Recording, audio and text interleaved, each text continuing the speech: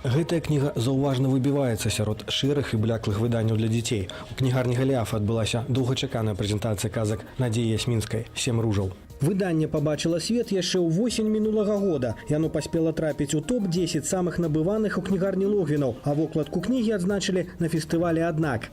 Сама аўтарка прызнаецца, што ў жыцці па-беларуску не размаўляе, але вырашыла напісаць казку на нашай мове. После того, как я прочитала переводы Толкина на белорусский язык, я поняла, что белорусский язык – это язык фэнтези, это язык сказок. Там самые интересные могут быть словосочетания, выражения, какие-то архаизмы. Мне было интересно все это попробовать, то есть окунуться в мир сказки по-белорусски.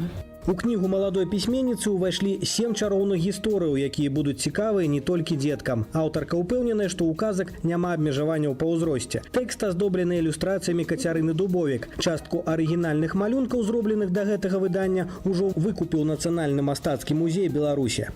Когда я прочитала сказки, я поняла, что можно иллюстрировать, в принципе, все. То есть на каждой странице есть какие-то вещи, которые можно нарисовать. Мне кажется, что книжка получилась довольно неплохой. В основном, конечно, из-за того, что она очень хорошо напечатана в Литве. Такого уровня печати я сама не ожидала от издания. И в Беларуси так не печатают уже давно.